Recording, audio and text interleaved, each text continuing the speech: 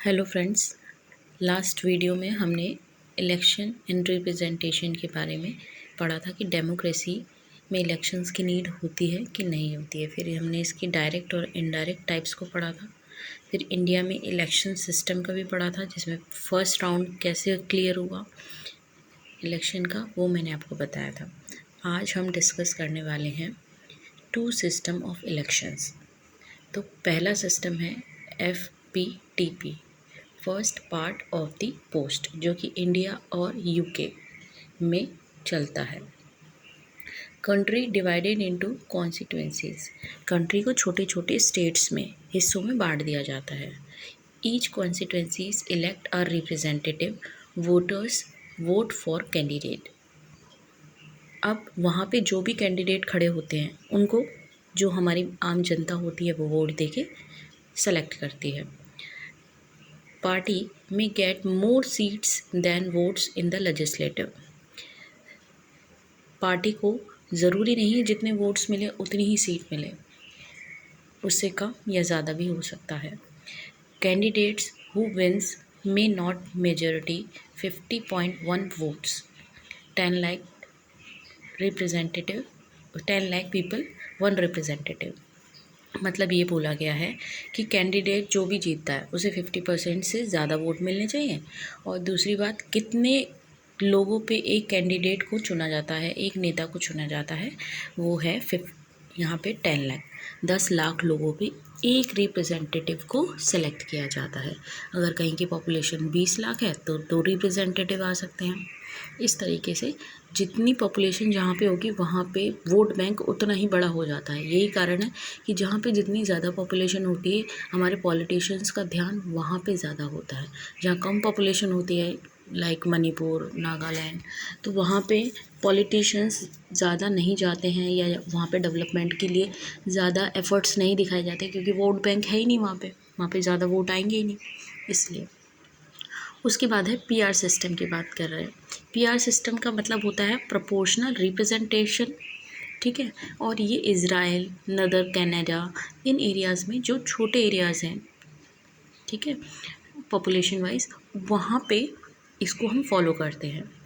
Large areas are constituent sometimes in entire country, कभी कभी पूरी कंट्री के लिए केवल एक ही कॉन्स्टिट्यूएंसी बनाई जाती है क्योंकि छोटा एरिया है।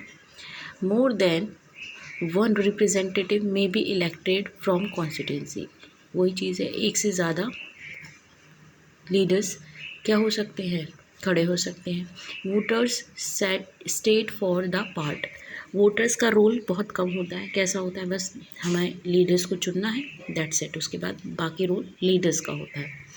Everyone get seats in the proportion of votes it gets, जितने भी वोट्स उसको मिलते हैं उतनी ही सीट मिलती है। अगर 50 वोट्स मिले हैं तो 50 सीट्स उसको मिलेगी, क्योंकि पॉपुलेशन कम है, एरिया कम है, तो उस हिसाब से सीट्स को उन्होंने इक्वली रखा है। कैंडिडेट्स जो जीतता है उसे सबसे ज़्यादा वोट मिलते हैं, वो तो दोनों में ही है, जिसको ज़्यादा वोट मिलेंगे वो जीतेगा। ओके, अब दोनों में डिफरेंस हम समझ चुके हैं। PR सिस्टम क्या है? PR system proportional representative, FPTP first part of the post.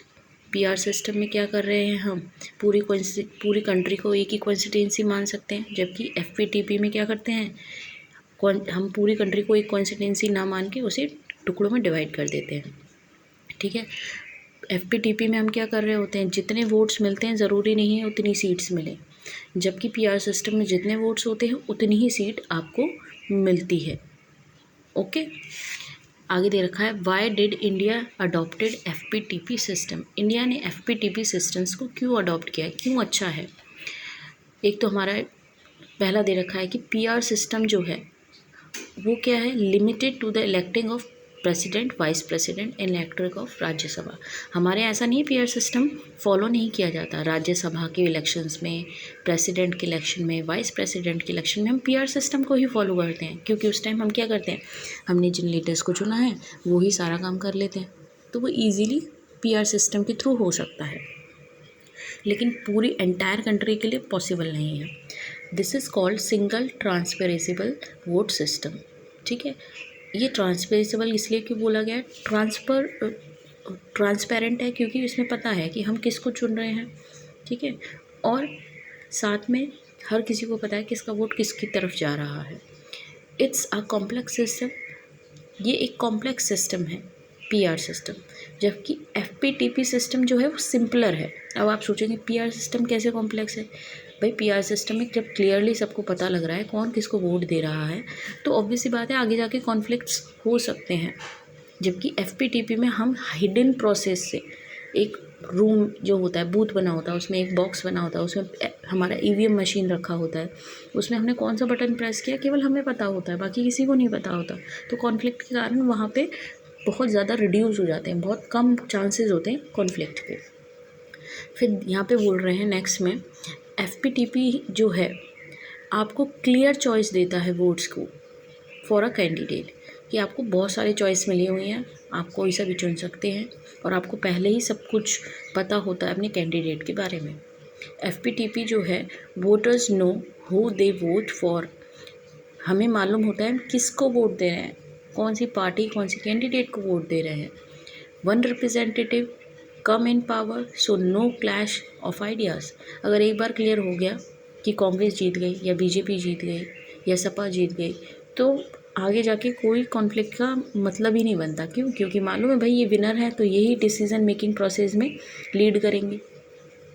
आगे दे रखा है candidate works for the entire country, जो कैंडिडेट्स होते हैं वो पूरी कंट्री के लिए डिसीजन लेते हैं, किसी स्पेशल कम्युनिटी के लिए डिसीजन नहीं लेते, जिससे क्या होगा, एक नेशन का निर्माण होगा, एक ऐसा नेशन जिसमें कॉन्फ्लिक्ट नहीं है, सब कुछ कैसा है, स्टेबल है, सब साथ साथ रह रहे हैं। ओके, उसके बाद है रिजर्वेशन ऑफ कॉन्स्टिट्यूंसीज। इसमें बता रखा है कि in the FPTP only dominant social groups can win. अब एफपीटीपी जो है उसमें क्या होता है, जिसके पास मनी पावर होती है, मसल पावर होती है, मोस्टली वही जीतते हैं। पर अब हमें तो इक्वल चांस देना है सबको, इसलिए क्या किया गया है, वीकर सेक्शंस को, एसटी और एससी को रिजर्वेशन प्रोवाइड किया गया है। इससे क्या होगा, ज़रूरी नहीं जिनके पास मनी पावर या मसल पावर हो वो ही जीतें। अब ये कैसे होता है कि अगर हर बार आपके एरिया में जनरल कास्ट की ही सीट निकलेगी तो जितने भी कैंडिडेट खड़े होंगे वो सारे के सारे जनरल कैटेगरी के होंगे। ओबीसी की निकल रही है तो ओबीसी के होंगे, एसटी की निकल रही है सीट तो जितने भी कैंडिडेट खड़े होने वाले हैं जिनको हम वोट देंगे वो सब एसटी के होंगे। ठीक है, इससे क्या होगा, हर किसी को, हर कम्युनिटी को चांस मिल रहा है कि वो भी वोट बैंक बना सकती है। ठीक है, आगे दे रखा है Constituency introduced the system of reservation to solve the above state problem. Okay, it provides for reservation of seats in the Lok Sabha and Legislative Assembly for SC and ST. लोक सभा में और लेजिस्लेटिव असेंबली में ST और SC के लिए seat reserve है। Initially for 20 years, now has begun extended. Starting में ये माना गया था कि जो रिजर्वेशन की ज़रूरत है वो केवल 20 साल के लिए है। डॉक्टर बी आर अम्बेडकर जो थे उन्होंने कॉन्स्टिट्यूशन को जब फ्रेम किया था तो उन्होंने ये महसूस किया था कि कहीं ना कहीं जो पीछे रह गए हैं, जिनके साथ गलत हमारी सोसाइटी कर रही है, उनको आगे लाने के लिए रिजर्वेशन बहुत अच्छा की है। हालांकि उन्होंने सेपरेट इलेक्टोरल की भी डिमांड की थी गांधी जी के सामने, लेकिन गांधी जी उसके लिए एग्री नहीं हुए थे। और जब पूना पैक्ट के थ्रू, आपने क्लास 10th में पढ़ा होगा, पूना पैक्ट के थ्रू फिर दोनों ने एग्री किया कि ठीक है सेपरेट इलेक्टोरल तो नहीं दीजिए पर रिजर्वेशन जब भी कॉन्स्टिट्यूशन बनेगा उसमें डाला जाएगा, और डाला भी गया। लेकिन 20 ईयर्स के लिए डाला गया था। पर हमारे लीडर्स क्या कर रहे हैं, फॉर द वोट बैंक उसको 10 साल बढ़ाते जा रहे हैं। और वो बढ़ा कैसे सकते हैं, क्योंकि हमारे कॉन्स्टिट्यूशन में अमेंडमेंट का राइट दे रखा है। तो अमेंडमेंट के राइट के थ्रू इस पॉलिसी को 10 साल एक्सटेंड करते करते करते करते टिल नाउ ये कंटिन्यू चल रहा है reservation system. Initially it was thought to introduce separate electorals, but This was opposed by the Constitution Assembly. It might have led to the conflict and the disintegration. जैसे मैंने भी आपको बताया कि सेपरेट इलेक्टोरल की भी डिमांड की गई थी, ओके, कॉन्स्टिट्यूशन असेंबली ने रिजेक्ट कर दिया। क्यों? क्योंकि इससे तो हमारा जो कंट्री है वो और ज़्यादा हिस्सों में बंट जाएगा और मनमुटाव आ जाएगा। रिजर्वेशन जो होता है टू चूज़ और रिप्रेजेंटेड फ्रॉम अ कम्युनिटी, उसमें क्या करते हैं, एक पर्टिकुलर कम्युनिटी में से हमको चुनना होता है।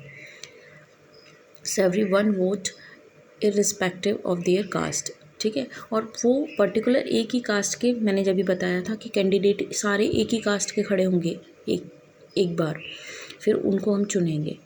अगले 5 साल में कोई और कम्युनिटी के लोग खड़े होंगे, इससे सबको हम इक्वली चांस दे रहे हैं। Certain constituencies were reserve for the SC and STs, कुछ जो कॉन्स्टिट्यूंसीज़ हैं वो रिज़र्व हैं SC और STs के लिए, ठीक है। और अगर आप पुराने सिलेबस के अकॉर्डिंग चलते हैं तो 543 कॉन्स्टिट्यूंसीज़ में 79 SC के लिए है और 41 ST के लिए है। नेक्स्ट वीडियो में आपको मैं अपडेट दूंगी कि रिसेंटली हमारे रिजर्वेशन सिस्टम में कितने % किसको दिया गया है। Till then bye.